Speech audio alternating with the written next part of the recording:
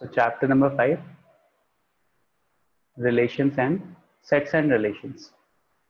Sets and relations. तो set क्या होता है? सेट इज बेसिकली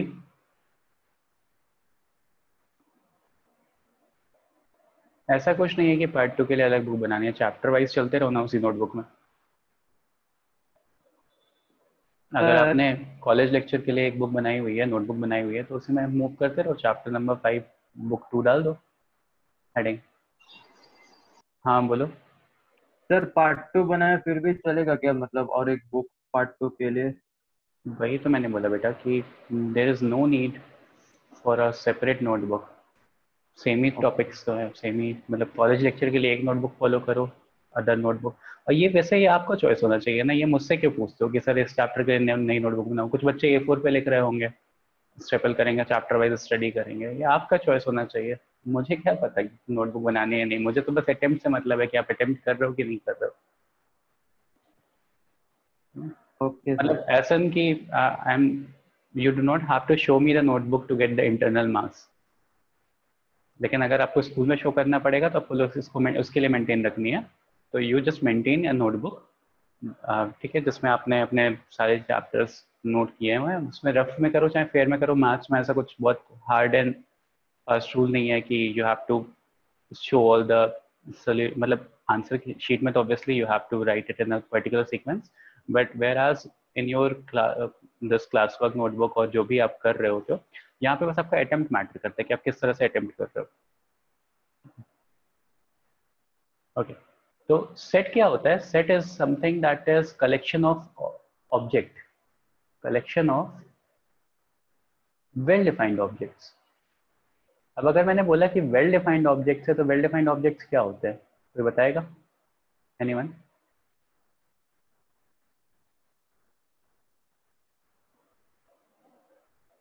ये ऑब्जेक्ट्स क्या होते हैं? एनीवन? पहले व्हाट आर ऑब्जेक्ट्स?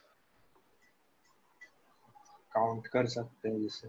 जो काउंट कर सकते हैं। काउंट कर सकते हैं, ओके। और कोई definition?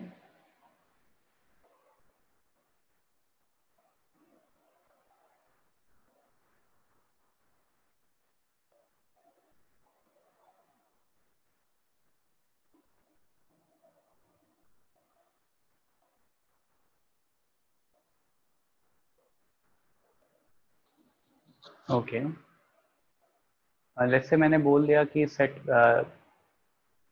Collection of all the atmospheric gases inside your room. तो आप उसको काउंट कर सकते हो क्या कि कितनी एटमॉस्फेरिक गैसेस हैं आपके रूम में? No sir.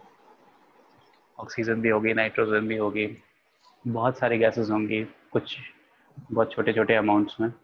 कार्बन डाइऑक्साइड भी होगा, इवन कुछ ट्रेसेस ऑफ कार्बन मोनोऑक्साइड होगा, बहुत कुछ होगा। तो whether that is a collection of set और नॉट, मतलब उसको सेट बोल सकते हैं या नहीं? Collection of all the atmospheric gases inside your room. No sir. नहीं बोल सकते? बोल सकते हैं। अच्छा, collection of all the natural numbers set है या नहीं है? यस सर, बोल सकते हैं। Yes sir. बोल सकते हैं, collection of all the natural number set है। कितने नेचुरल नंबर से काउंट कर सकते हो क्या? इनफाइनाइट। इनफाइनाइट। इनफाइनाइट। तो जो डेफिनेशन आप लोगों ने बताई कि object is something that can be counted, वो तो यहाँ पे गलत हो गया। कोई और डेफिनेशन?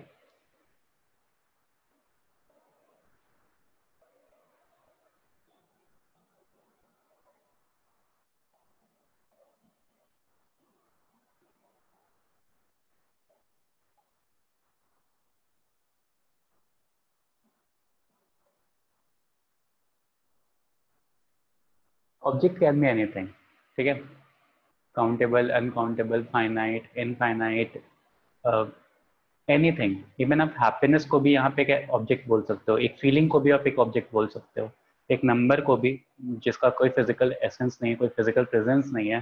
जैसे नंबर 1 मैंने लिख दिया स्क्रीन पे, there is no physical essence of that, no physical presence of that number, it is just on your screen, but that number can also be an object. जैसे मैंने एक लेटर लिख दिया ए, वो भी एक ऑब्जेक्ट होगा। तो ऑब्जेक्ट को मैटर की तरह से कंफ्यूज मत करना, weather that is something which occupies space and has मास। ऐसा ही ऑब्जेक्ट नहीं, वो भी ऑब्जेक्ट है, फीलिंग भी ऑब्जेक्ट है, नंबर्स भी ऑब्जेक्ट है, anything can be an object when the terrestrial bodies like Earth, Mars, Jupiter, Sun, these are also an objects. आपके रूम में रखी हुई चीजें भी ऑब्जेक्ट हो सकती है, आपका मोबाइल, आपका फोन का चार्जर, आपका लैपटॉप का चार्जर, आपका टीवी स्क्रीन, आपका फ्रिज, सब कुछ ऑब्जेक्ट हो सकता है। ऑब्जेक्ट कैन बी एनीथिंग, ठीक है। ऑब्जेक्ट्स के सिनोनिम्स यहाँ पे यूज होंगे क्योंकि हम कौन से ऑब्जेक्ट्स की बात कर रहे हैं, हम मैथमेटिकल ऑब्जेक्ट की बात कर रहे हैं। तो मैथमेटिकल ऑब्जेक्ट की बात में देखो, अभी मैं समझाता हूँ उसको दूसरे और बेटर एग्जांपल से। ऑब्जेक्ट के सिनोनिम्स होते हैं मेंबर्स और एलिमेंट्स। मेंबर्स या एलिमेंट्स कुछ भी ऑब्जेक्ट्स के सिनोनिम्स है। तो collection of well defined objects, objects से मेरा मतलब हो गया collection of well defined members, collection of well defined elements. अब तक second keyword here is objects. तो चलो ठीक है, एक बार को आपके दिमाग में एक इमेज आ गई कि हाँ this things can be classified as objects, but now what about this term well defined, इसका क्या मतलब है?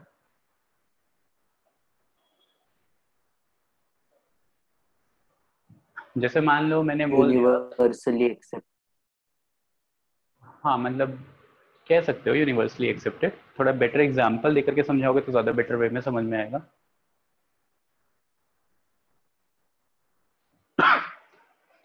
जैसे मान लो, काउंटेबल हाँ हाँ बताओ बताओ क्या बोल रहे थे? Countable objects. Countable objects, again मैंने बोला सेट ऑफ नेचुरल नंबर्स, तो वो वेल डिफाइंड हो गया। इनकाउंटेबल अनकाउंटेबल है, मतलब उसको काउंट नहीं कर सकते हो, इनफाइनाइट है। वेल डिफाइंड का मतलब हो गया कि जिसका नाम सुनते ही मेरे दिमाग में एक इमेज आ जाए कि हाँ इस चीज की बात कर रहा है। फॉर एग्जाम्पल मैंने बोला set of all the vowels, तो set of all the vowels of English alphabet, तो आपको ये स्टेटमेंट सुनते ही कि all the vowels of English alphabet, आपके दिमाग में AEIOU आ गया। जैसे मैंने बोला set of all natural numbers, तो आपके दिमाग में आ गया कि 1 2 3 डॉट डॉट डॉट, इस तरह के सीक्वेंस की बात हो रही है। मैंने बोला कि sum of squares of all the, मतलब squares of n natural numbers, तो squares of n natural number आपको पता चल गया 1 4 9 16। तो आपको डेफिनेशन चाहिए, डेफिनेशन से क्लियर हो जा रहा है कि किस तरह के ऑब्जेक्ट की बात हो रही है। जैसे मैंने बोला कि sum of all the elements of periodic table, मतलब all the elements of periodic table, तो आपको पता चल गया कि hydrogen, helium, lithium, beryllium, boron, carbon, इन सब की बात हो रही है एंड आप पूरा पीरियोडिक टेबल मेंशन कर सकते हो। ठीक है, अगर मैंने बोला कि all the good students from the batch, state board batch, तो आपको क्लियर हो गया किसकी बात कर रहे हैं? नो। नहीं क्लियर हुआ ना, क्योंकि गुड स्टूडेंट्स की डेफिनेशन नहीं पता मुझे क्या है। मेरे लिए गुड स्टूडेंट की डेफिनेशन कुछ और हो सकती है, किसी और टीचर के लिए गुड स्टूडेंट की डेफिनेशन कुछ और हो सकती है। लाइक मेरे लिए हो सकता है कि जिसने बहुत अच्छा स्कोर किया they might be good students, जिसने किसी और फैकल्टी के लिए the ones who are respecting the teachers या एल्डर्स की रिस्पेक्ट कर रहे हैं वो अच्छे स्टूडेंट हो सकते हैं बिहेवियर कैरेक्टर वाइज। या मेरे लिए हो सकता है वो क्राइटेरिया 50% हो कि 50% से ऊपर जिसने स्कोर किया they are good students, they are good in maths, मतलब ऐसा मैं बोल सकता हूँ। बट शायद वो बाकी सारे टीचर्स के लिए 75-80% हो। तो again that definition is not clear, that is not well defined. ठीक है, collection of all the good students, तो गुड स्टूडेंट से मैं क्या बोलना चाह रहा हूँ? I can not justify that thing, मेरे लिए कुछ और होगा, किसी और के लिए कुछ और होगा, तो that is not universally accepted. और वेयर एज जब मैंने ऐसा बोला कि collection of all the natural numbers, odd natural numbers is universally accepted, चाहे यहाँ पे चले जाओ, चाहे मून पे चले जाओ, चाहे किसी और जगह पे चले जाओ, everything everywhere the odd natural numbers will be same, 1 3 5 7 and so on. तो वेल डिफाइंड का मतलब ये हो गया कि जिसको सुनते ही मुझे दिमाग में एक इमेज क्लियर हो जाए, इसकी डेफिनेशन सुनते ही मुझे पता चल जाए कि हाँ इस तरह के ऑब्जेक्ट्स की बात हो रही है या इन ऑब्जेक्ट्स की बात हो रही है। ठीक है, तो well defined object is something that. तो set is a collection of well defined object. तो कुछ ऐसे ऑब्जेक्ट्स जिनको हम बहुत अच्छी तरह से डिफाइन कर सकते हैं, अगर उन्हीं का हमने कलेक्शन ले लिया तो उसको हम सेट्स बोलते हैं। ठीक है, I hope the definition is now clear. Yes sir. Yes. Next is representation of a set. अब सेट समझ में आ गया कि होता क्या, डेफिनेशन समझ में आ गई, तो रिप्रेजेंट कैसे करना है उसको। ठीक है, next is representation of a set. तो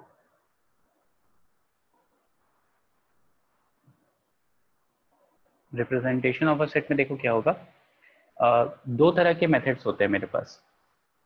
मतलब बेसिकली 3 तरह के मेथड्स होते हैं, बट प्राइमरली हम यहाँ पे 2 तरह के मेथड्स पढ़ेंगे अभी. Third method will study letter. Hold on a second.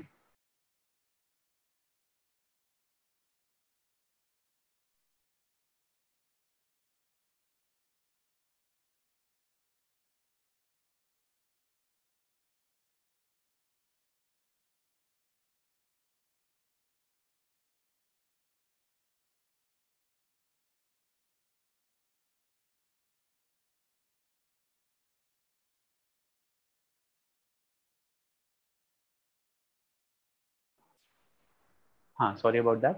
तो रिप्रेजेंटेशन ऑफ अ सेट बता रहा था मैं. तो 2 तरह के, प्राइमरली हम 2 तरह के मेथड्स पढ़ेंगे, बाद में मैं एक तीसरा मेथड भी बताऊंगा. तो फर्स्ट वन इज रोस्टर और टैबुलर फॉर्म. रोस्टर और टैबुलर फॉर्म. क्या होगा सोहम, बहुत परेशान हो? मन नहीं हो रहा क्या? Second is set builder form. Set builder form. ठीक है. तो अब देखो, ये 2 मेथड्स हैं, नाम आप लोगों को पता चल गया. अभी मैं इसको एक्सप्लेन करता हूँ. तो देखो, किसी भी सेट को रिप्रेजेंट करने के लिए हम क्या करते हैं? टू रिप्रेजेंट एनी सेट हम एक कैपिटल लेटर यूज करते हैं. One capital letter. सेट को हम कैपिटल लेटर से डिनोट करते हैं.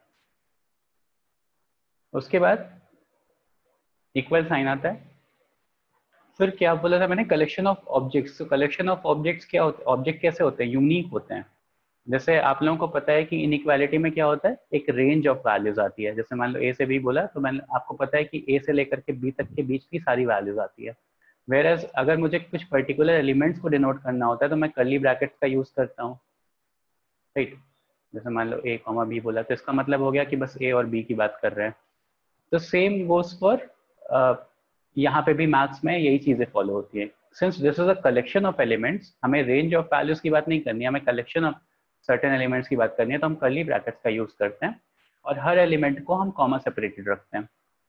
जैसे इसमें 3 एलिमेंट्स थे, A1, A2 एंड A3. तो ये एलिमेंट हैं. एलिमेंट मतलब मेंबर या ऑब्जेक्ट. ठीक है. और ये सारे एलिमेंट्स या मेंबर्स कॉमा सेपरेटेड होते हैं. और सेट्स की वैल्यूज को हम इसमें लिखते हैं, कर्ली ब्रैकेट्स में लिखते हैं. कर्ली ब्रैकेट्स में लिखते हैं. ठीक है. तो ये रिप्रेजेंटेशन का वे हो गया. अब ये जो पर्टिकुलर फॉर्म है ना, जब मैंने क्या किया है कि एक सेट लिया है और फिर मैंने कॉमा सेपरेटेड सारे एलिमेंट्स लिख दिए हैं, तो आपको पता चल गया जैसे इस सेट को देखते ही कि सेट ए के पास 4 एलिमेंट्स हैं, और वो 4 एलिमेंट्स क्या हैं? 1, 2, 3 एंड 4. इस टाइप के फॉर्म को हम बोलते हैं रोस्टर फॉर्म. इस टाइप के फॉर्म को हम बोलते हैं रोस्टर फॉर्म और टैबुलर फॉर्म. और टैबुलर फॉर्म और टैबुलर फॉर्म. क्योंकि इसमें एक सिंगल रो टाइप की टेबल बनती है. एक सिंगल रो टाइप की टेबल बनती है. टेबल एज ऑन की एक पर्टिकुलर फॉर्मेट में आप डेटा को लिखते हो. ठीक है. तो इससे आपको क्लियर हो गया कि सारे एलिमेंट्स क्या हैं. सेट ए के 4 एलिमेंट्स हैं और द एलिमेंट्स आर 1, 2, 3 एंड 4. ऐसा भी लिख सकते हो, सेट बी के 2 एलिमेंट्स हैं, 2 और 4. ठीक है. सो इस तरह के फॉर्म को रिप्रेजेंट करना, मतलब डायरेक्टली कॉमा सेपरेटेड एलिमेंट्स को मेंशन कर देना, इसको बोलते हैं रोस्टर और टैबुलर फॉर्म. ठीक है. और second thing is set builder form. Set builder form. तो देखो, सेट बिल्डर फॉर्म में क्या करते हो आप पूरी डेफिनेशन लिखते हो.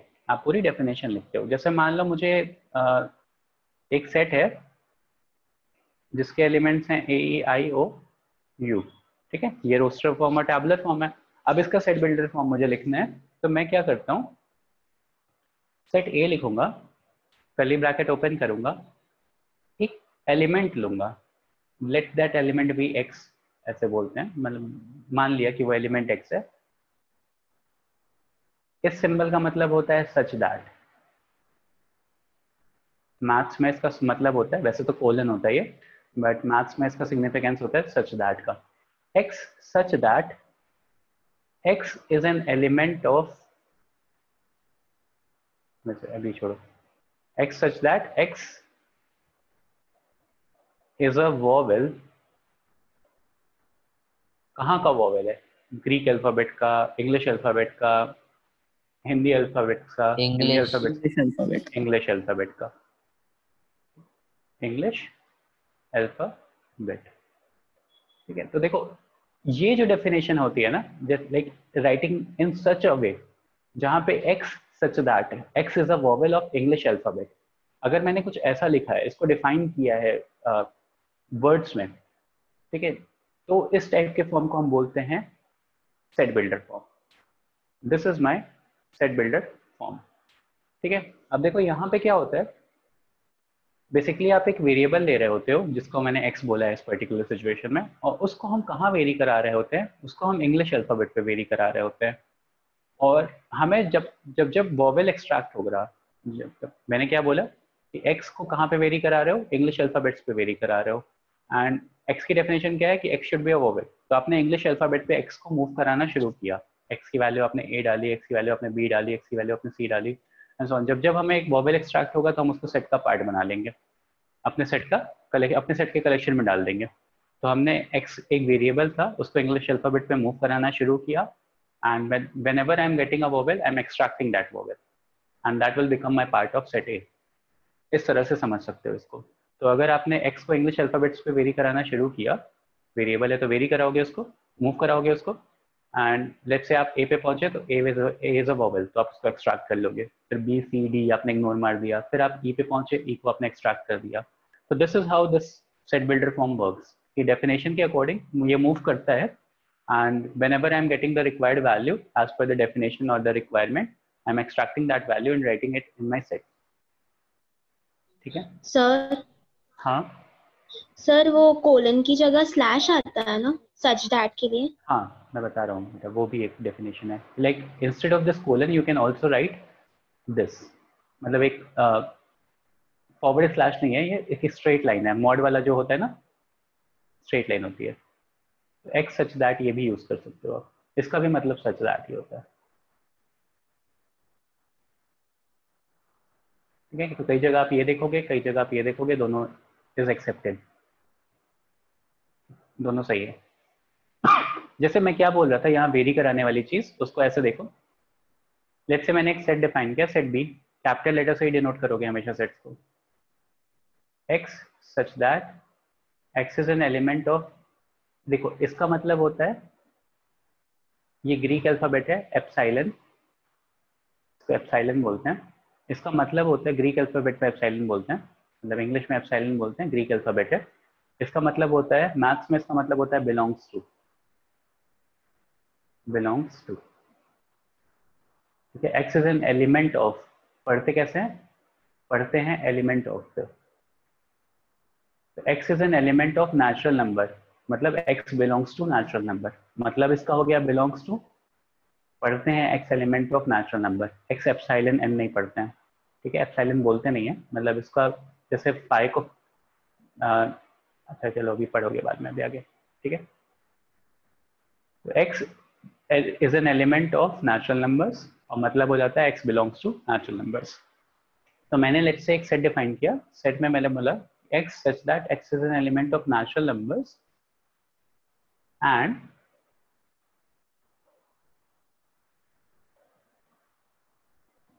x is less than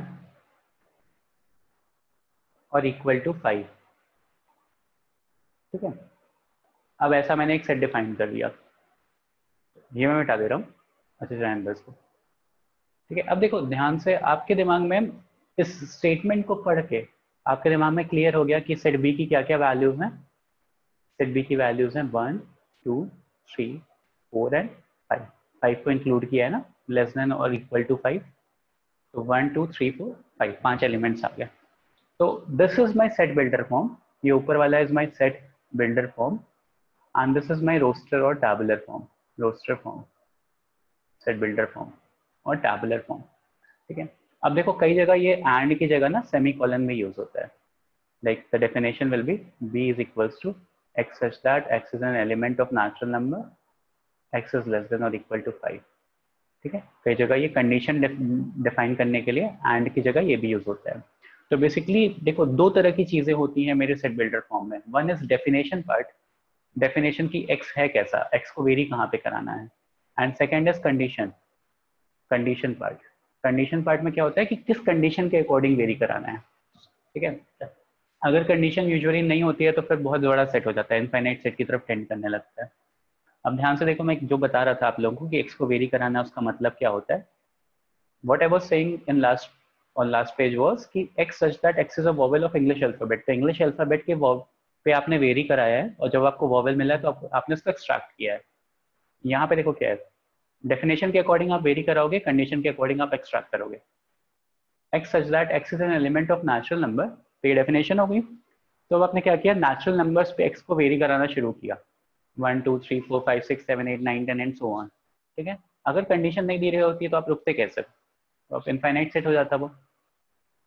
but यहाँ पे आपको कंडीशन मिल गई, किस कंडीशन के अकॉर्डिंग वेरी कराना है कि x should be less than और इक्वल टू 5। तो x को मैंने नेचुरल नंबर्स पे वेरी कराना शुरू किया। If x is less than और इक्वल टू 5 तो मैंने एक्सट्रैक्ट कर लिया। तो x सबसे पहला natural number will be 1, 1 is less than और इक्वल टू 5, एक्सट्रैक्टेड।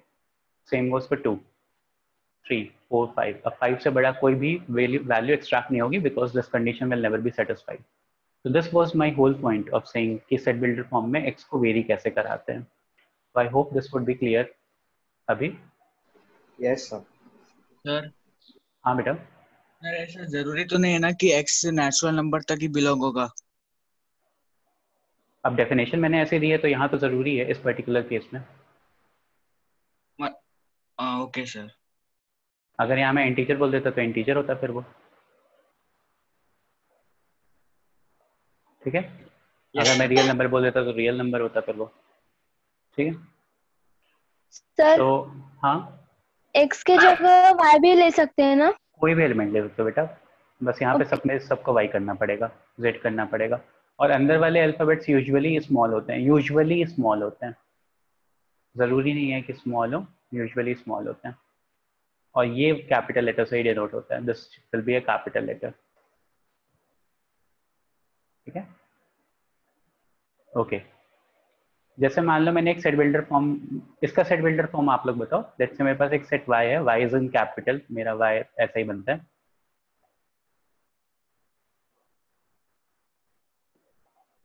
और ऐसा लिखा हुआ है।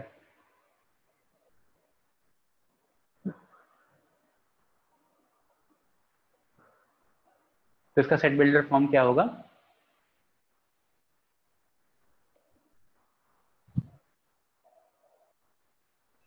x such that x is a month of a year. Very good. x such that x is a month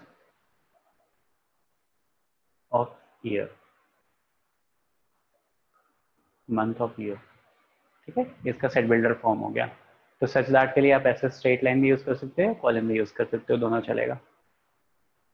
तो this is my roster form and this is my set builder form. तो I hope definition सबको clear हो गई होगी Yes. Yes, sir. और representation भी। ठीक है। Now moving on to next topic, कुछ टाइप ऑफ सेट्स हमें पढ़ने हैं। ठीक है। Type of sets. तो टाइप ऑफ सेट्स में सबसे पहला सेट आता है एम्प्टी सेट, एम्प्टी सेट और नल सेट। तो what is an empty set और what is a null set, anyone? Sir, it has no element. Very good, जिसके कोई एलिमेंट ना हो। ठीक है। तो एम्प्टी सेट और नल सेट इज समथिंग जिसके कोई एलिमेंट्स ना हो। तो कोई एलिमेंट्स नहीं होगा तो ब्रैकेट खाली रहेगा। तो इस सेट को हम ऐसे भी डिनोट करते हैं, फाई सेट। ठीक है। ग्रीक अल्फाबेट बोलते फाई हैं। ठीक है। मतलब होता है नल सेट, नल सेट मतलब कोई एलिमेंट नहीं है। ओके। तो इस तरह से रिप्रेजेंट करते हैं, मतलब कोई भी एलिमेंट ना हो। अच्छा, tell me, this is a null set और not? This thing is this a null set और not? No, it is not a null set. No. No, sir. No, sir. No, sir. ये कितने yes वाले हैं? देखो, this is not a null set. क्यों null set नहीं है? क्योंकि इसमें क्या किया, Why कर्ली ब्रैकेट में element है मैंने, उसका? हाँ, कर्ली ब्रैकेट में मैंने एक एलिमेंट लिखा है 5, तो ये ग्रीक अल्फाबेट जो हो गया ना, दिस 5, ये as a Greek alphabet use होगा या एज अ सिंबल यूज होगा, and this will be an element of that set, तो this is not a null set, not a null set. अक्सर ट्रू और फॉल्स में एक number में पूछ लेते हैं। अनफ एम्प्टी सेट इज समथिंग जिसका कोई एलिमेंट ना हो, तो उसको रिप्रेजेंट करने के लिए दो चीजें होती हैं, या तो एक खाली ब्रैकेट या एक 5 सिंबल, ठीक है। और अगर मेरे पास ऐसा कुछ लिखा हुआ है तो this is not a null set, not a null set. क्यों नॉट नल सेट नहीं है? Because 5 is an element in this particular case. Sets के अंदर में अगर कुछ लिखा रहता है तो वो एज एन एलिमेंट काउंट होता है। Next type of set, singleton set. Anyone guess? Single element. Very single good, Only one element element. होगा। Singleton set. तो सिंगलटन सेट में ये भी आता है, ये भी आता है, ये भी आता है, मतलब कोई भी ऐसा सेट जिसमें बस एक एलिमेंट हो, ठीक है, कोई भी एक एलिमेंट हो, फर्क नहीं पड़ता, what ever that element might be, this is a singleton set जिसमें बस एक एलिमेंट हो। Third is finite set. Finite set में क्या होगा? Finite elements. Finite elements. याद रहे यहाँ पे एलिमेंट्स फाइनाइट होंगे, मतलब नंबर ऑफ एलिमेंट्स को हम काउंट कर सकते हैं। फाइनाइट सेट इज समथिंग जिसमें number of elements, countable number of elements होंगे, मतलब एलिमेंट्स को आप काउंट कर सकते हो, you can count the elements, ठीक है, टोटल नंबर ऑफ एलिमेंट्स को आप काउंट कर सकते हो। वेयर इज इनफाइनाइट सेट जिसमें आप टोटल एलिमेंट्स को काउंट नहीं कर सकते हो, ठीक है। सर जैसे मैंने सेकंड वाला क्या लिखा? फाइनाइट सेट, अच्छा ये singleton set, singleton,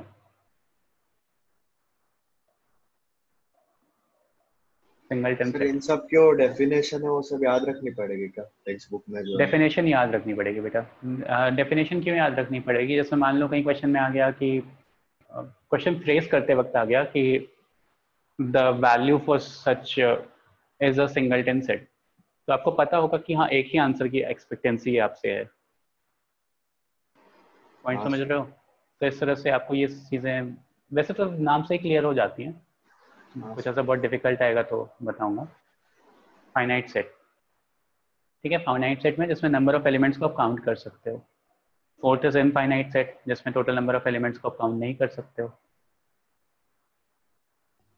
Sir, singleton set भी finite set हो सकता है क्या? हाँ, singleton set is a finite set, number of elements आप काउंट कर पा रहे हो। Even null set is a finite set, number of elements 0, count कर तो पा रहे हो ना। Yes, sir. Okay. ठीक है, finite set, infinite set. Next is subset. तो देखो सबसेट इज, सबसेट का सिंबल होता है एक ऐसा सा यू होता है, टिल्टेड यू होता है, और एक लाइन होती है। अब देखो जैसे मान लो मेरे पास एक सेट ए है, 1 2 3 एंड 4, ये एलिमेंट्स थे। सेट बी है, इसमें एलिमेंट्स थे लेट्स से 2 और 4। सेट सी है 2 3 4 1। सेट डी है 1 3 4 5, ठीक है।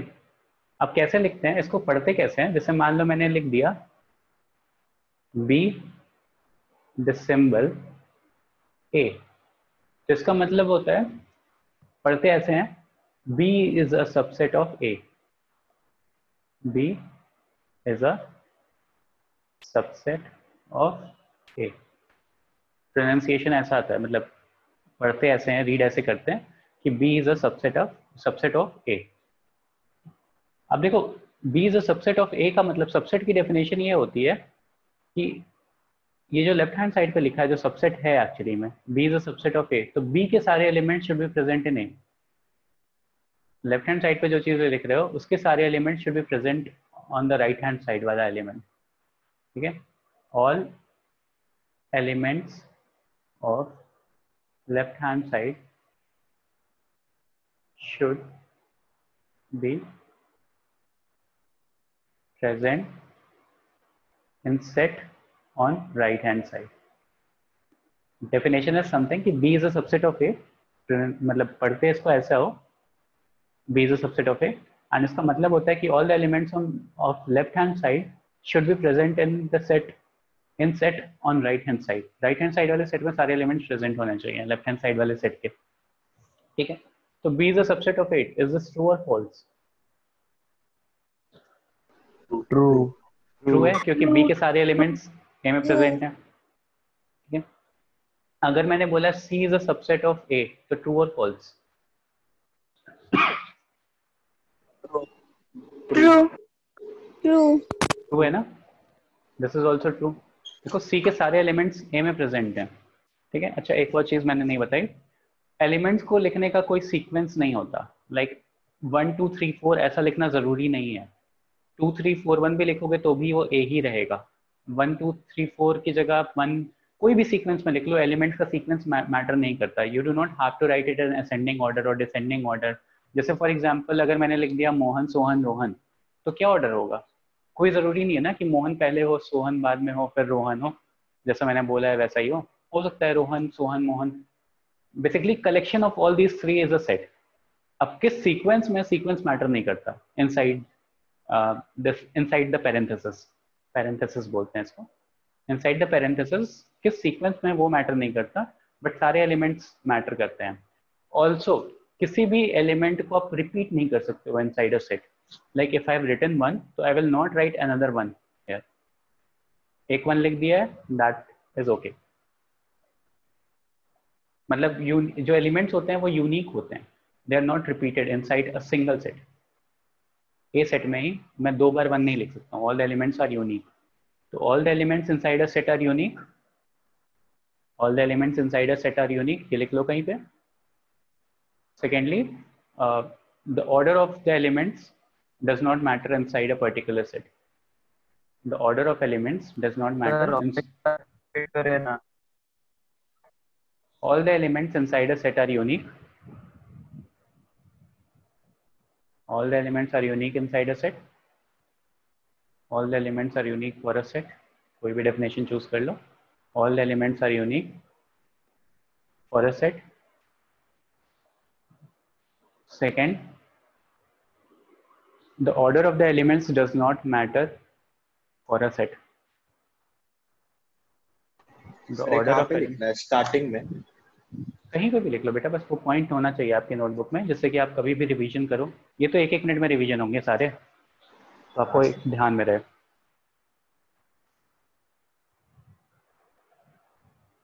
सबसेट से पहले ही लिखना है वैसे, बेसिकली कहीं पॉइंट बना के लिख लेना नोट में कि all the elements are unique in a given set.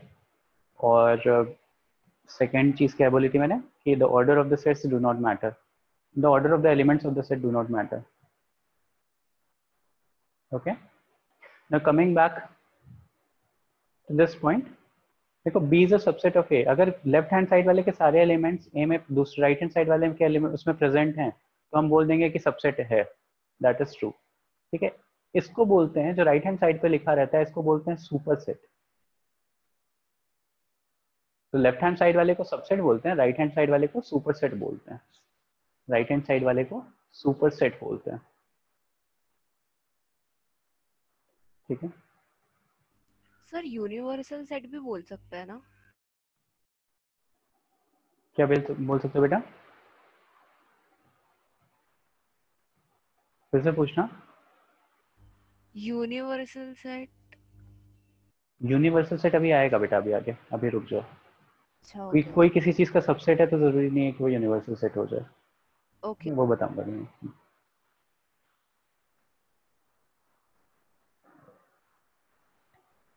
अच्छा, कोई ऐसा है जो बहुत अच्छे से नोट्स बना रहा है? इज देयर एनीवन जो बहुत अच्छे से नोट्स बना रहा है?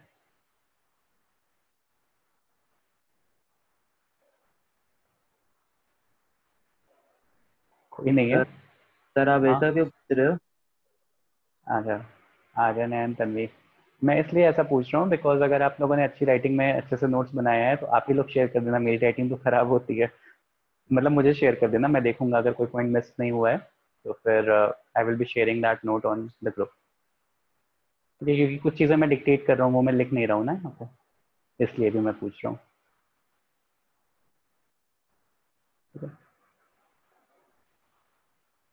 तो किसने किसने हैंड रेस किया था? श्रावरी और तन्वी, दो स्टूडेंट्स आर्यन का दिखा था मुझे। तो श्रावरी बेटा आप शेयर कर दोगे अपने notes after the class? Yes, sir. Tanvi आप भी कर देना। Okay sir. तो यश आपको मिल जाएंगे नोट्स, जो भी मैंने पॉइंट बनाए हुए हैं ना वो सारे वहाँ पे रिटर्न मिल जाएंगे आपको, क्योंकि कई सारे लोग डिस्कनेक्ट होते रहते हैं तो रिपीट करना मुश्किल हो जाता है। Okay, coming back to this point कि सबसेट क्या होता है आप लोग को समझ में आ गया? ठीक है, अगर मैंने बोला D is a subset of A, तो है या नहीं है? No. No no sir. No sir. नहीं है ना? ठीक है, नेक्स्ट मान लो अगर मैंने ऐसा बोल दिया ए इज अ सबसेट ऑफ सी, तो है या नहीं है? है सर। है सर। है सर। ठीक है, अच्छा मान लो अगर मैंने बोल दिया कि phi is a subset of A इसी पर्टिकुलर एग्जांपल में, है सर। है। Yes sir. ओके कैसे है?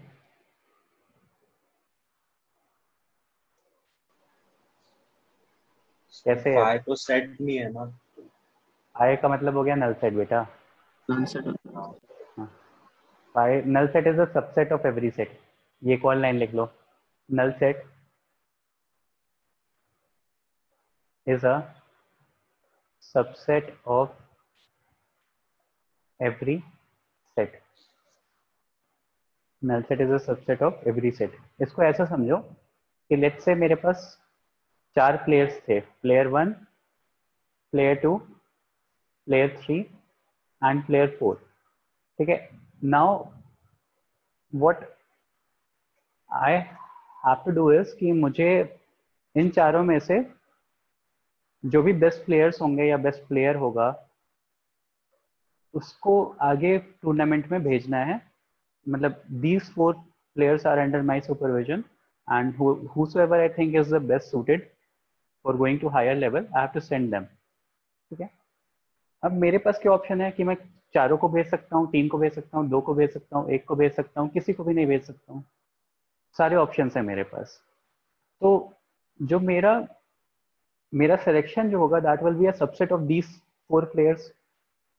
मतलब जो भी मैं सेलेक्ट करूंगा, ठीक है, let's say my selection is set B, तो मैं इन्हीं 4 गिवन ऑप्शन से सिलेक्ट करूंगा ना, या तो कोई सिलेक्ट नहीं करूंगा, या तो किसी एक को सिलेक्ट कर लूंगा, प्लेयर 1 हो गया, प्लेयर 2 हो गया, प्लेयर 3 हो गया, प्लेयर 4 हो गया, या तो किसी 2 को सिलेक्ट करूंगा based on their performance. Let's say if I am not feeling कि ठीक है ही और शी इज नॉट सेटिस्फैक्टरीली परफॉर्मिंग, तो मैं इन चारों में से किसी को नहीं भेजूंगा, I will select from another pool. Let's say मेरे पास अनदर पूल ऑफ प्लेयर्स भी हैं। पॉइंट समझ रहे हो? तो basically whatsoever I will be selecting will be a subset of this set. whatsoever my selection will be, set B will be, जो selection set है मेरा, that will be a subset of this particular set। हो सकता है मैं सिर्फ player P1 को भेज दूं, हो सकता है सिर्फ मैं प्लेयर P3 को भेज दूं, हो सकता है मैं P1 P3 दोनों को भेज दूं, या P2 P4 को भेज दूं, तो P2 और P4, या हो सकता है मैं किसी को भी ना भेजूं। तो नल सेट भी तो एक ऑप्शन हो गया ना मेरे पास। अगर मैं इस पर्टिकुलर सेट को देख रहा हूँ तो इस चीज इससे एक्सट्रैक्ट मैं क्या कर सकता हूँ? एक सिंगल एलिमेंट्स एक्सट्रैक्ट कर सकता हूँ, 2 एलिमेंट्स एक्सट्रैक्ट कर सकता हूँ, 3 एलिमेंट्स एक्सट्रैक्ट कर सकता हूँ, चारों को एक्सट्रैक्ट कर सकता हूँ। हो सकता है मैं चारों को भेज दूँ, या हो सकता है मैं किसी को भी एक्सट्रैक्ट ना कर पाऊँ। तो all these options are subset. मतलब ये सारे ऑप्शंस मेरे पास क्यों अवेलेबल है? बिकॉज ऐसा कोई सेट बना है। तो that is why null set is a subset of every set. Point समझ में आया? Yes sir. Yes, sir. Yes sir. तो null set is a subset of every set. ठीक है, अब देखो अगर नल सेट को एक्सक्लूड कर देते हो ना, तो जो सेट्स बनते हैं उनको हम बोलते हैं प्रॉपर सेट्स, प्रॉपर सबसेट्स। अगर मैं नल सेट को एक्सक्लूड कर दूं, ठीक है, जैसे मान लो, अच्छा एक सेकेंड, एक और, लेट्स से मेरे पास 2 ऑप्शंस है, तो देखो इसके टोटल नंबर ऑफ सबसेट्स कितने पॉसिबल हैं। एक तो बस सेट इंक्लूड एक ले लिया, एक बस सेट बी ले लिया, एक ए कॉमा बी दोनों को इंक्लूड कर लिया, और एक आई या नल सेट बेसिकली। तो total number of subsets possible कितने थे इसके? 4। 4। और कोई ऑप्शन आप लोग को दिख रहा है सबसेट बनने का? नहीं दिख रहा ना? No, sir. अच्छा, ए और बी और ए एक ही चीज़ है, ठीक है? जो लोग ऐसे बोल रहे हो कि सर बी और ए भी तो एक हो सकता है, वो एक ही चीज़ है, क्योंकि मैंने बोला कि एलिमेंट्स का ऑर्डर मैटर नहीं करता, सीक्वेंस मैटर नहीं करता, ठीक है? तो ये 4 सेट्स हो जाएंगे। तो basically the formula for total number of set is, total number of subset का फॉर्मूला है 2 to the power n, 2 to the power n, जहां पे n क्या है? Number of elements of set. तो जैसे यहाँ पे 2 एलिमेंट्स हैं, तो टोटल नंबर ऑफ सबसेट्स कितने पॉसिबल थे? 2 to the power n, मतलब 2 का स्क्वायर, तो 4, ठीक है? अगर वैसे मान लो मैंने 3 एलिमेंट्स वाला सेट लिया होता, तो इसके टोटल नंबर ऑफ सेट कितने हो जाते? 8, ठीक है? तो this is the formula, remember this.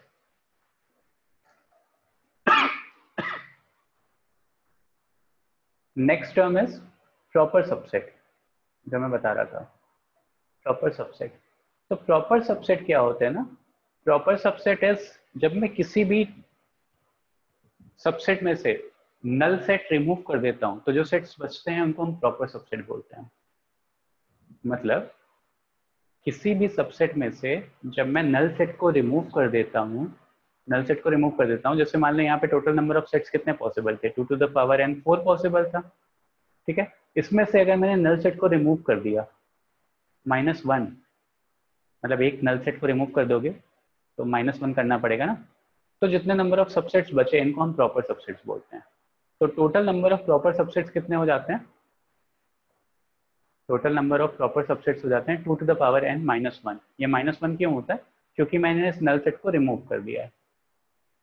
तो इस चीज को भी नोट कर लो।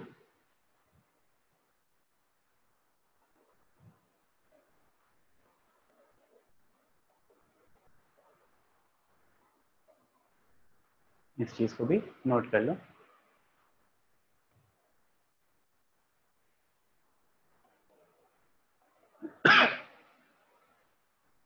ठीक है, ये एक फॉर्मूला है और ये एक फॉर्मूला है। अब ध्यान से अगर आप देखो, जैसे आप लोगों ने इनइक्वालिटी पढ़ी है, तो इनइक्वालिटी ये लेस दैन नहीं है बेटा, ये यू है, ठीक है?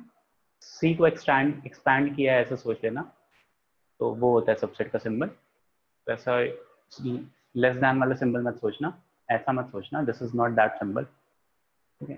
तो जैसे आपने इनइक्वालिटी पढ़ी है, तो इनइक्वालिटी में आप लोगों ने देखा है कि less than, equal to, greater than, equal to, less than और ग्रेटर दैन होता था। तो जब भी मेरे पास नीचे लाइन आती थी तो इसका मतलब हो जाता था कि इक्वल टू की भी बात कर रहा है, राइट? और अगर आप सबसेट का साइन देख रहे हो, सबसेट का सिंबल देख रहे हो आप, तो वहां पे भी मैंने इक्वल टू को भी नीचे रखा हुआ है, दिख रहा है ना? तो देखो ध्यान से, यहाँ पे इसका सिग्निफिकेंस है, या तो बेसिकली इसको ऐसे समझो कि या तो सी विल बी अ सबसेट, छोटा होगा सी, या तो फिर उसके बराबर होगा ए के। तो देखो जैसे इस पर्टिकुलर केस में सी और ए बराबर हो गए, तो इस कंडीशन को काउंटर करने के लिए मैंने वो इक्वल टू साइन भी लगाया है नीचे। सी is a subset of A, तो सी इज अ सबसेट ऑफ ए, ठीक है? लेकिन सी और ए तो बराबर थे, तो बराबर को भी कंसिडर करने के लिए मैंने नीचे इक्वल टू साइन लगाया है। तो अगर आप सबसेट में कई जगह ऐसा भी देखते हो ना, तो that is also correct. Like मैं ऐसा भी लिख सकता हूँ कि B is a subset of A, ये भी सबसेट का सिंबल होता है। This also is a symbol of subset, क्योंकि देखो यहाँ B is a subset of A, B छोटा है बेसिकली ए से, इक्वल नहीं है, तो इस तरह से का भी सिंबल यूज हो सकता है बिना इक्वल टू साइन के भी। ये पॉइंट क्लियर हुआ? लाइक दोनों both can be used as a representation of a subset. ये इसलिए यूज करते हैं बिकॉज कई सारे केसेस में ऐसा हो जाता है कि इक्वल सेट्स में मिल जाते हैं, ठीक है? But this is the actual symbol for subset, क्योंकि कई बार ऐसा होता है कि नहीं, मोस्ट ऑफ द केसेस में हम इक्वल सेट तो हमें एक ही मिलता है ना, इक्वल सबसेट तो हमें एक ही मिलता है जब वो दोनों बराबर होते हैं। बाकी जितने भी सेट्स मिलते हैं वो सारे के सारे छोटे मिलते हैं। जैसे ए और बी वाले एग्जांपल में देखो, इक्वल सेट तो आपको एक ही मिलेगा, बाकी जितने भी सेट्स मिलेंगे, सबसेट्स मिलेंगे, वो छोटे होंगे उससे। तो mostly the symbol used will be this and not this, but both these symbols represent subset. और वो क्यों लगता है ग्रेटर देन और इक्वल टू? वो इक्वल टू इसलिए लगता है क्योंकि कई बार ऐसा एक सबसेट ऐसा भी होता है जो उसके बराबर हो जाता है, ठीक है? तो कंफ्यूज मत होना, both the symbols will be used. Is this okay?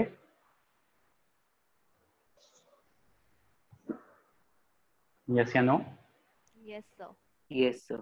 sir. Yes, sir. Okay. Next topic is equal sets. Equal sets. तो देखो दो सेट को इक्वल होने के लिए ना there are two conditions. First condition is number of elements should be same. Number of elements should be same. And second condition is all the elements should be same. All the elements should be same. तो जैसे मान लो मेरे पास set A है, A, B, C, C, set B है, B, D, A, and set C है, D, C, A, B. तो ध्यान से देखो सेट A और सेट C सेम है, इक्वल है. ऑल्दो सेट B के एलिमेंट्स और सेट A के एलिमेंट्स सेम है, ऑलमोस्ट सेम है, ठीक है, बट हम नहीं बोल सकते क्योंकि नंबर ऑफ एलिमेंट सेम नहीं है.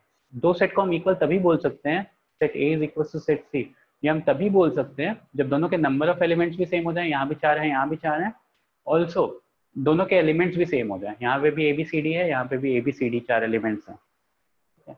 और अगर मान लो मेरे पास कुछ ऐसा सेट D भी आ गया, C, D, E, F, ठीक है, ऐसा आ गया. देखो यहाँ पे नंबर ऑफ एलिमेंट्स सेम है, लेकिन इन दोनों को इक्वल नहीं बोल सकते क्योंकि एलिमेंट्स डिफरेंट हैं. अंडरस्टूड है. But A and D are sorry equivalent set.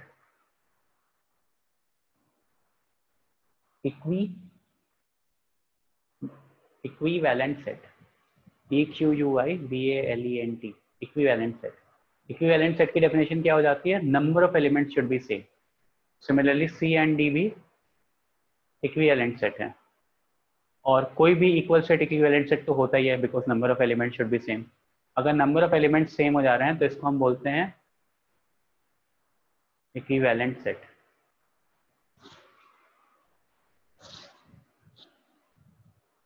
ठीक है.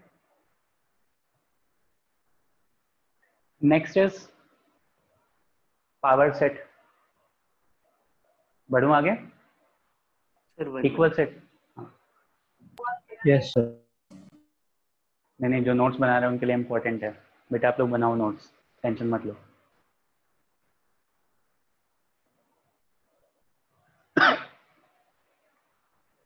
Okay, next is power set. Power set क्या होता है? Power set is a collection of all the subsets. Power set is a collection of all the subsets. Collection of all the subsets. ध्यान से देखो तो set की definition क्या थी? Collection of all the well defined objects. Where power set की definition क्या है? Collection of all the subsets. तो यहाँ पे जो सबसेट्स हैं वो एज एन एलिमेंट एक्ट करेंगे. Collection of all the well defined objects, यहाँ पे क्या है? Collection of all the subsets. तो all the subsets will be acting as an object, या subsets will be acting as an element, या subsets will be acting as a member. For example, जैसे मान लो set A है मेरे पास, A, B, ठीक है. तो सबसेट ऑफ A क्या हो जाएगा? Subset of A will be A, B, AB and null set. तो लेट्स से इसको मैंने बोल दिया सेट C, इसको बोल दिया सेट D, इसको बोल दिया सेट E. तो आपको दिख रहा है कि C is a subset of A, D is a subset of A, E is a subset of A, phi is a null set is a subset of every set, phi is a subset of A. ठीक है, ये आपको दिख रही हैं चीजें. तो देखो यहाँ पे पावर सेट क्या हो जाएगा? पावर सेट को लिखने का भी ये होता है. पावर सेट, किस सेट का पावर सेट? A का power set, power set of A. पढ़ते हैं पावर सेट ऑफ A. तो पावर सेट ऑफ A क्या हो जाएगा? एक सेट होगा जिसमें collection of all the subsets आएंगे. तो यहाँ पे आप C, D, E और phi लिख सकते हो. या इसको आप ऐसे भी देख सकते हो, A B A B five. देखो यहाँ पे कर्ली ब्रैकेट ए, ये पूरा कंबाइंड एक एंटिटी है, कंबाइंड एक ऑब्जेक्ट है। Curly bracket B, this is again an object, क्योंकि ये किसका कलेक्शन है, collection of all the subsets. तो पूरा subset as an object act कर रहा है यहाँ पे। आई होप ये समझ में आ रहा होगा। पूरा subset will be acting as an object. Yes sir. ये तो इसको बोलते हैं पावर सेट। अच्छा, तो total number of power set कितने हो जाएंगे, मतलब total elements of power set कितने हो जाएंगे? 2n 2 to the 2 power is n to हो n। जाएगा, क्योंकि जितने सबसेट्स होंगे वही सारे सबसेट्स पावर सेट के एलिमेंट्स बनेंगे। तो total number of elements of power set भी 2 टू द पावर n आ जाएगा, same as total number of subsets. ठीक है। Next is universal set. Next is, ये लिख लिया था ना तुमने? टोटल नंबर ऑफ एलिमेंट्स कितने हो जाएंगे? Total number of elements of power set will be 2 to the power n of power set will be 2 to the power n।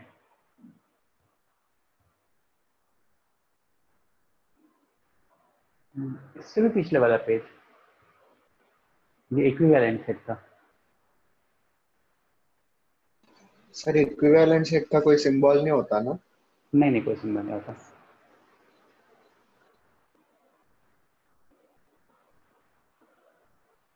ठीक है, पावर सेट ये हो गया। Total number of elements of power set is 2 to the power n। Next is universal set. अब universal set is the set which is a superset for every set. Superset पता है ना क्या था? तो universal set is a set which is a superset for every set. ठीक है, जैसे मान लो मैंने बोला कि there is a set A 1 2 3 dot dot dot up till 10। There is a set B 2 3 up till 8। Set C 3 4 up till 6। आई भी तो लिखना था बीच में। ठीक है, so can A be a universal set for all these sets? Universal set, Yes, sir. क्योंकि A is a Yes, superset sir. for all these sets, तो A is acting as a universal set. Let's say मैंने एक universal set define कर दिया x such that x is an element of natural numbers. So is set U a universal set for all these sets A, B and C? Yes, sir. Yes, sir. Yes. ठीक है, तो universal set is something जिसके अंदर सारे बाकी सारे defined sets उसके अंदर लाई कर रहे हो। तो यूनिवर्सल सेट इज समथिंग जिसके अंदर बाकी सारे सेट्स लाई कर रहा हूँ। जितने भी गिवन सेट्स हैं मेरे, उन सब वो सारे गिवन सेट्स सबसेट्स एक्ट कर रहे हूँ। तो जितने भी गिवन सेट हैं उसमें मेरे पास यू ए बी सी, इस सब में यूनिवर्सल सेट इज यू, क्योंकि बाकी सारे गिवन सेट्स उसके सबसेट्स हैं। तो यूनिवर्सल सेट हो गया। ठीक है, तो I hope definition is clear. ठीक है, थर्ड मेथड ऑफ रिप्रेजेंटेशन। याद है मैंने बोला था कि दो तरह के मेथड्स ऑफ रिप्रेजेंटेशन अभी बता रहा हूँ, थर्ड बाद में बताऊंगा रिप्रेजेंटेशन ऑफ सेट में। हाँ। Third method of representation apart from this roster form और टैबुलर फॉर्म के बाद से जो third method of representation is Venn diagram.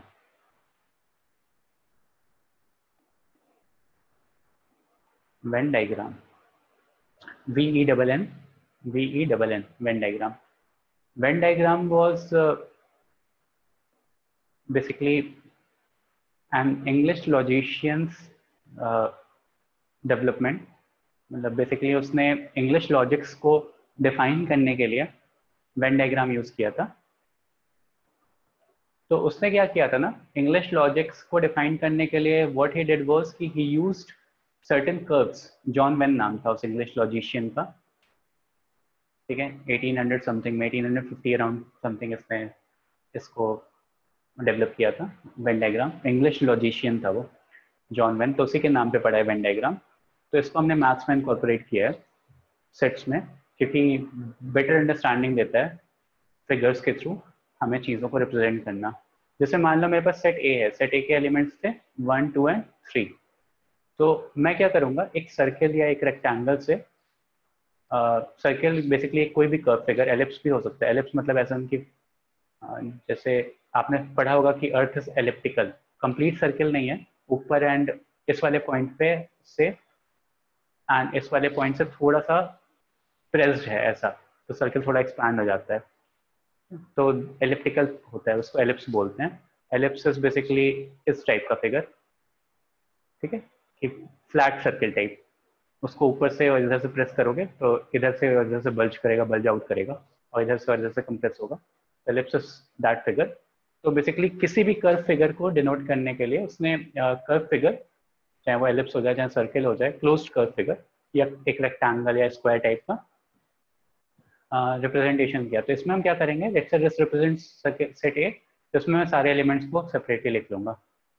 Let's say मेरे पास एक सेट बी था जिसमें एलिमेंट्स थे ए बी सी 3 4 5। तो मैंने एक सेट बी बनाया, ठीक है। मैंने बोला ना किसी भी रेक्टेंगल या कर्व फिगर से आप डिनोट कर सकते हो, तो इसमें एलिमेंट्स लिख दूंगा ए बी सी 3 2 1, ठीक है। तो मतलब बेसिकली एक कन्फाइंड एरिया देना जहाँ पे आप सारे एलिमेंट्स को रिप्रेजेंट कर सकते हो, 3 4 5 है, सॉरी, ठीक है। अब दो चीज़ों के दो सेट्स पे ऑपरेशंस कैसे परफॉर्म करना है, ये हम नेक्स्ट सेशन में देखेंगे। रिप्रेजेंटेशन का वे समझ में आ गया। ऐसे रोस्टर फॉर्म और टैबुलर फॉर्म होता था। Second method was set builder form. Third method is this Venn diagram. Venn diagram में हम कोई भी कर्व या फिगर बनाते हैं, क्लोज कर्व या फिगर बनाते हैं, उसके अंदर सारे एलिमेंट्स लिखते हैं, ठीक है। अब इसका इंट्रैक्शन और ऑपरेशंस ऑन सेट्स ये हम नेक्स्ट क्लास में देखेंगे। तो please anyone share the notes. वैसे ये भी मैं शेयर करूंगा, but apart from this anyone please share. Shavari and Tanvi को बोला था ना मैंने, तो प्लीज बेटा आप लोग मुझे शेयर कर देना। Yes sir. तो मैं एक बार आगे ग्रुप पे फॉरवर्ड कर दूंगा। चलो ठीक है, यहाँ पे होल्ड करते हैं, नेक्स्ट सेशन में देखेंगे फिर operations. Thank you everyone. Bye sir. Don't hesitate बेटा। Bye sir. बाय।